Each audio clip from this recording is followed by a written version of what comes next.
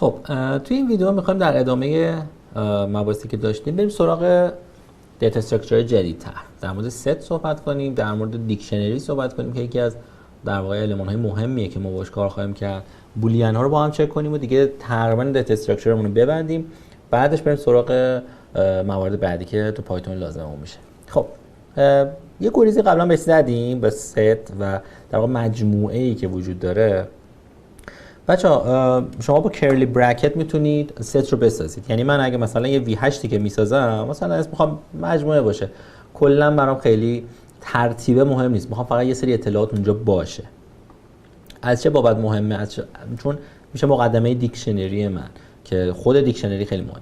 ست در واقع چجوریه؟ مثلا شما یه کرلی برکت میزنید و توش حالا با عدد میریزید، استرینگ میریزید، هر چیزی خاصی، یه سری آبجکت هایی که حالا ما در نظرتون هست میریزید، با ویرگول جدا میکنید و ازش میخواین براتونم در واقع پرینت میکنه. حالا مثلا میتونیم مثل قبل در واقع اینجوری بهش تایپ هم بدیم.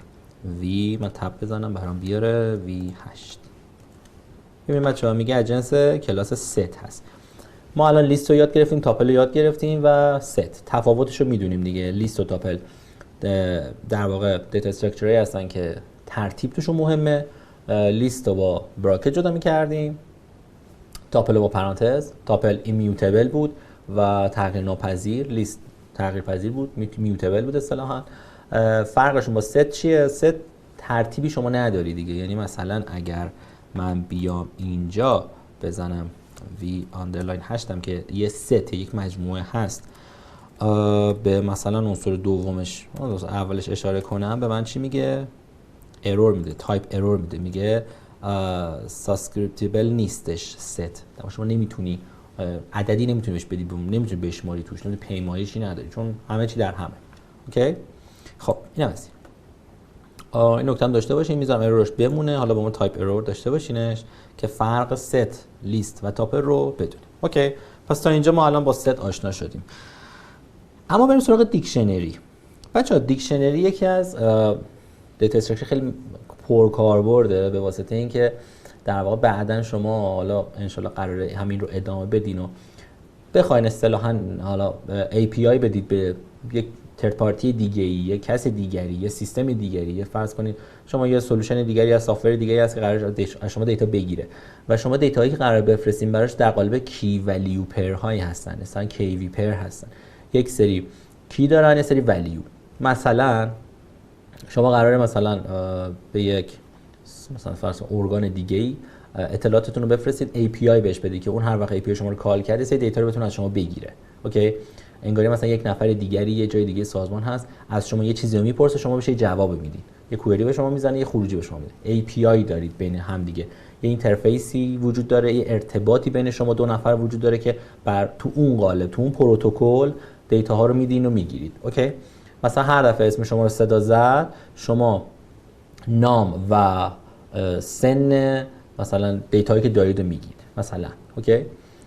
هر وقت API شما رو اصطلاحاً کال کرد، با این ترما میگم که از الان آشنا باشین تو پروژه‌ای که بعداً انجام بدیم، حالا احتمالاً بهش اشاره خواهیم کرد.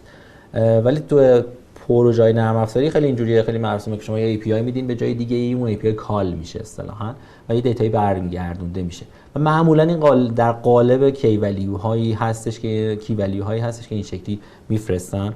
مثلا ببینید من یه دیکشنری دارم، حالا V9 ساختمش، میگم آقا نیم من این کیه منه، کلید منه، ولیوش چیه؟ علی.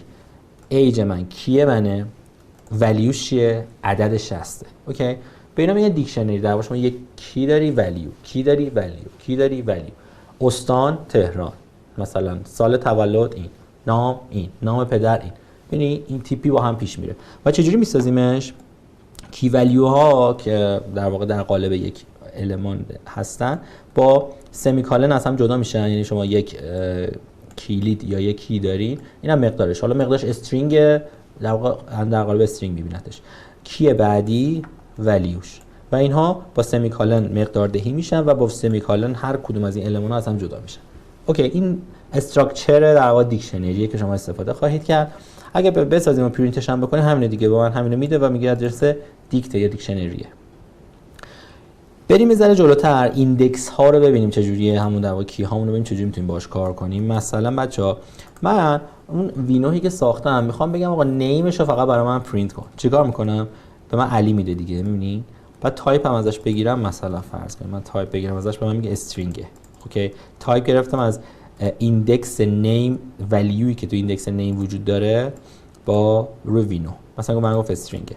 حالا من اگه خودشم بذارم پرینت هم نکنم به من خروجی برمیگردونه، میبینید در قالب استرینگ برمیگردونه، اینی که داده یعنی استرینگ.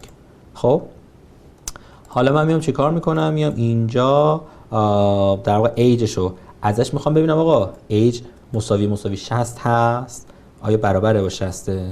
این تروه دیگه. مثلا اگه من ببینم 50 بذارم قاعدتا فالس به من بده. اوکی، خیلی پیش میاد. در واقع شما میتونید با دیکشنری اینجوری کار کنید، در واقع مقادیرش رو اینجوری چک بکنید.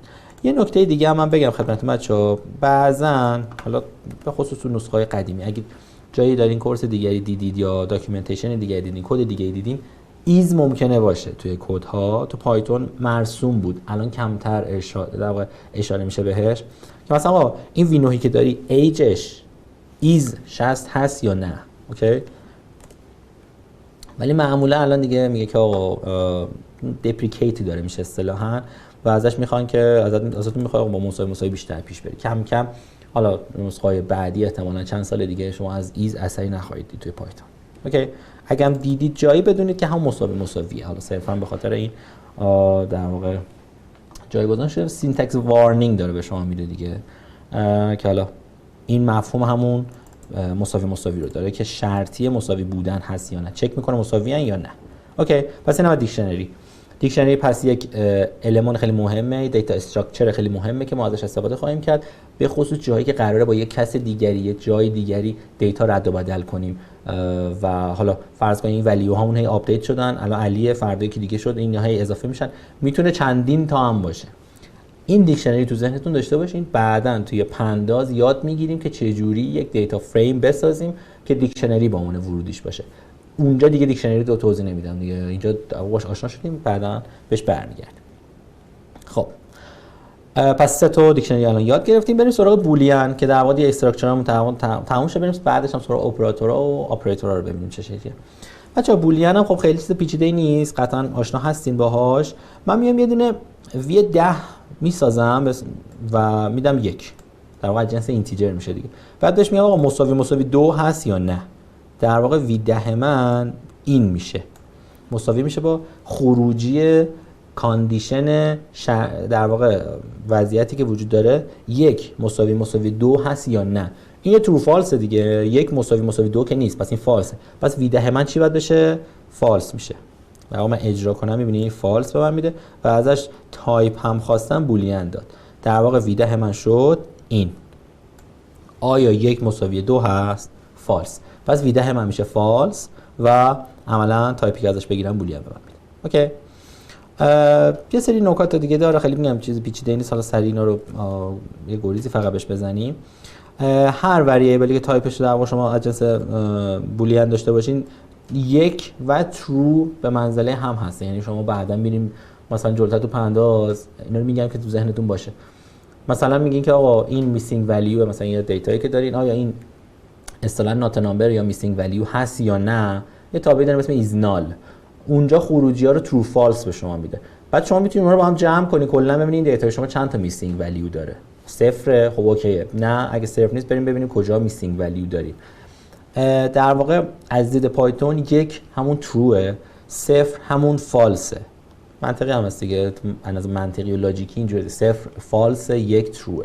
در واقع شما در واقع ازش بخواید که آقا این 1 رو بولیان کن، تایپ کاستینگ دیگه، بولیان کن 1 رو به شما ترو برمیگردونه، 0 رو بولیان کن. حالا هر چیز دیگری هم بهش بدیم، مثلا 10 هم بدیم بازم همینا، چون به هر حال یه چیزی هست.